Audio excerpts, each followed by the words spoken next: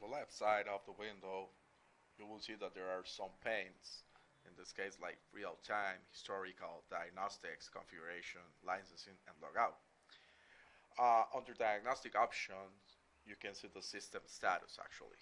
You can see the CPU, RAM, and disk performance from the own system actually.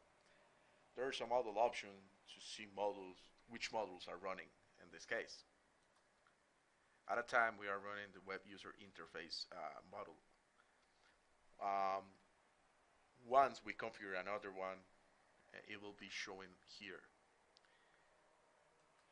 The links option is related to a specific feature of vNode that allows to communicate to other or another vNodes on the network. If you have many sites on your company, you can install vNode in each one, and you can manage them from a central vNode.